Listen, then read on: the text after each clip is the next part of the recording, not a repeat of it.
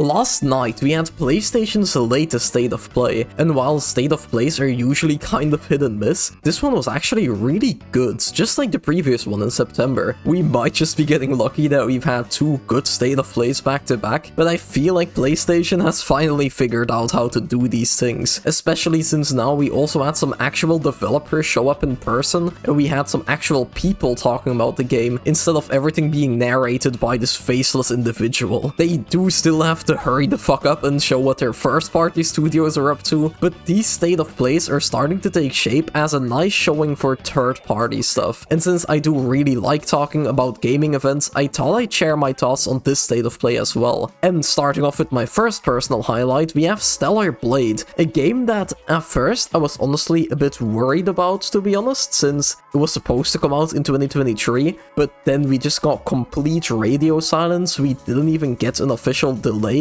until they got mentioned in a PlayStation blog post of like most exciting games in 2024, which released on basically one of the last days of the year of 2023. So that was like, oh, okay, I guess this is their official delay. It all felt a bit weird and a bit awkward, especially because this studio hasn't really done any big AAA games like this before, but this trailer showed me that I basically have no reason to be worried, because they came out with a pretty lengthy trailer and a release date. The game is coming out on April 26th, which is very soon, so I guess the delay wasn't that big, and the game honestly looks great. I really like that we got a lengthier trailer for it as well, so we had a good look at the gameplay, the story, and the world. It even looks like the game is going to be semi-open world, and the environments look really cool. It still has the Nier vibes, especially with the pod hovering over next to the playable character, but that's not a bad thing, and this trailer also really showed that it's not just a Nier clone like some people were saying in the beginning. Everything about this trailer, in my opinion, just looks really great. The story and the characters look really interesting, the combat looks satisfying and visceral, and something that I also really liked is that she had different outfits in like every single shot. They didn't point it out and they didn't talk about the customization, but just the fact that in every single scene she was wearing something else does show that the customization is probably gonna be really good. This trailer just gave us a pretty in-depth look at everything, and it made me really excited. It made me go from I'm definitely picking this up at some point to I am probably buying this on day 1, if I'm being honest.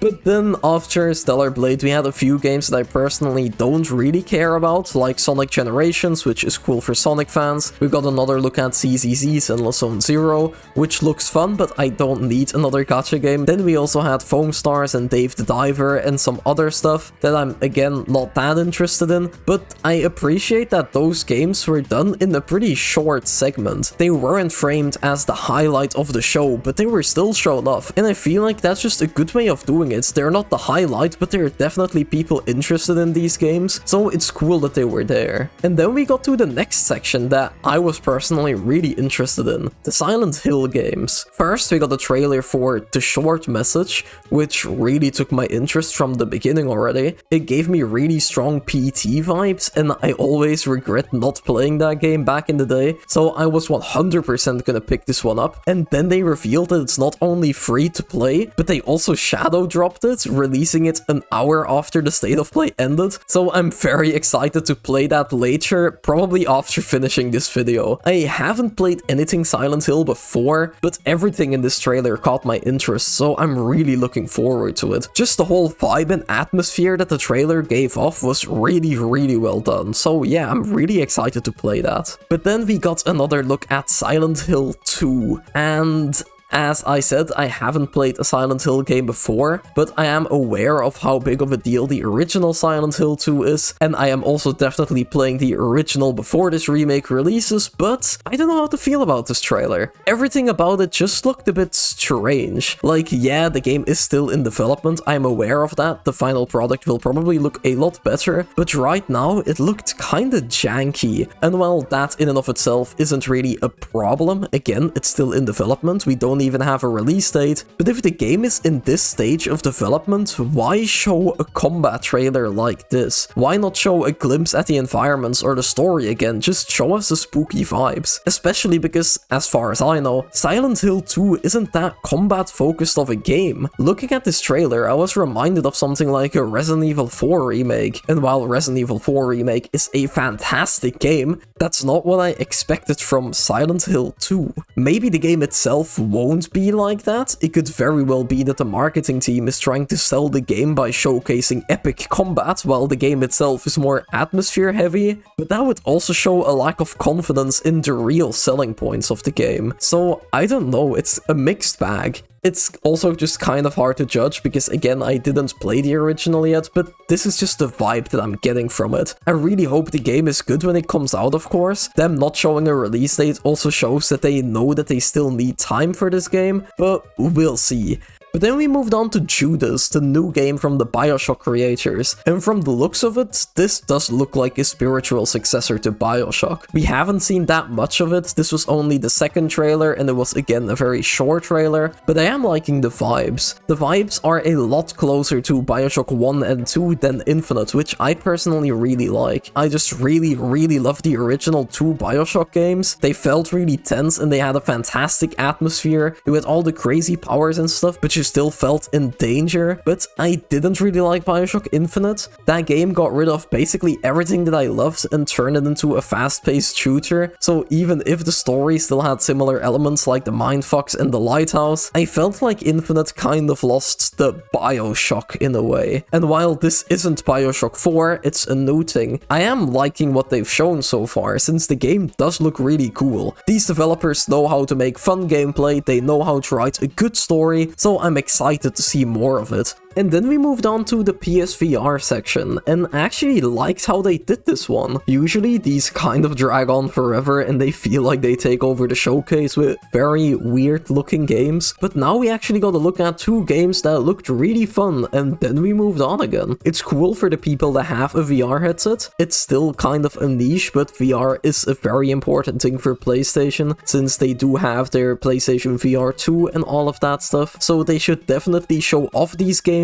But again, it is still a niche, so it's nice that they didn't take over the whole showcase, which is why I do like how they did it here. And then my next personal highlight was Rise of the Ronin, which looks like it's gonna be Team Ninja's best Souls game yet. If you've watched my past few videos, you might know that I'm playing through the Team Ninja Souls games in co-op with two of my friends, and we're definitely planning on doing the same with this one. But yeah, this game actually just looks really good. Team Ninja games, while I have been enjoying playing them, they have been kind of janky and the stories have kind of been a mess so far. And while we don't know what the story of Rise of the Ronin is gonna be like yet, gameplay-wise, this game honestly just looks really good. I feel like they took everything that worked from their previous games, like the stances, the parry, the double jump, the parkour, and all of that stuff, and they added onto it with the horse riding, the wind gliders, the grapple hook, and now of course it's open world as well. Some shots actually just looked stunning, like this part with the fireworks. I am very excited for this game, and I think it's gonna be a good time, especially if it's available in co-op,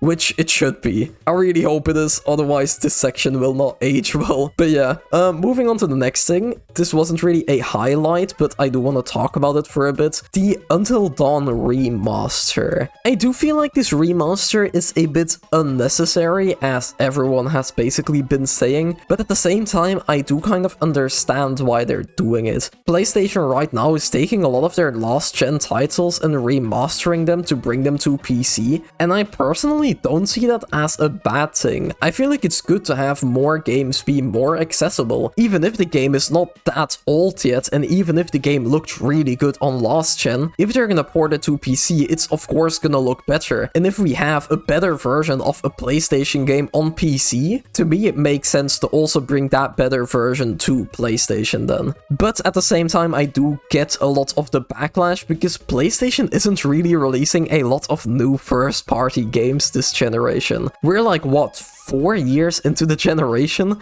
and we've only really had remasters like The Last of Us 2 releasing. So while I understand why they're doing these remasters, and I don't mind it, it looks a lot worse since it's kind of just highlighting the problem with this generation. But then we got to the last section of this state of play.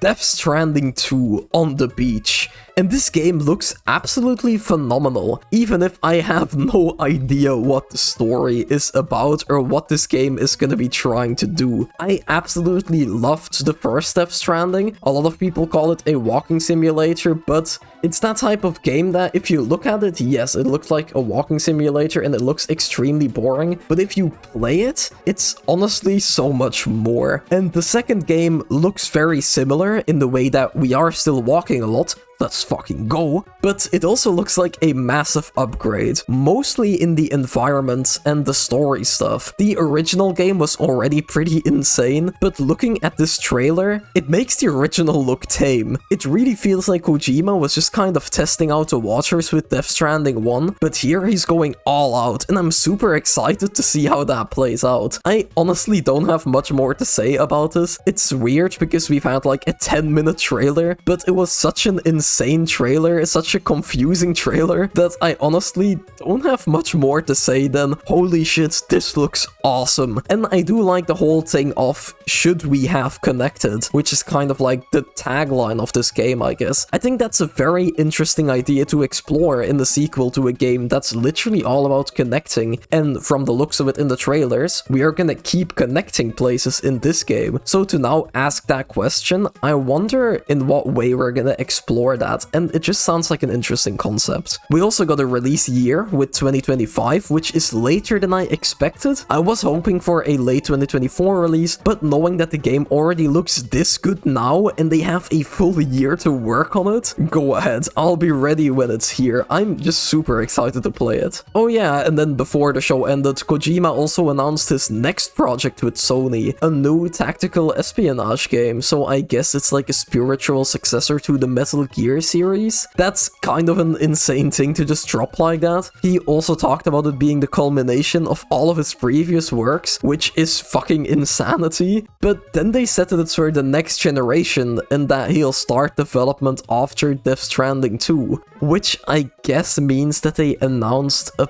PlayStation 6 game that's releasing in like 2031 at the earliest. And that made me go like, I guess, yeah, I don't know why we're talking about it now already. It sounded like they literally just decided to make this project last week or something, and now they're announcing it. Like, it's exciting and the concept sounds incredible, but this could have been announced in like 5 years or something. I don't know why we're doing that now. Oh yeah, no, there was actually another one more thing. The Final Fantasy VII Rebirth State of Play announcement, and I'm honestly not sure on whether or not I'm gonna watch that. I am super excited for Final Fantasy VII Rebirth. I also have a pre-release discussion recorded already for that game, but Square Enix tends to spoil their games in trailers close to release, so I might just avoid that state of play as the trailers have already been kind of spoilery, to be honest, and I do want to keep some surprises for the game itself.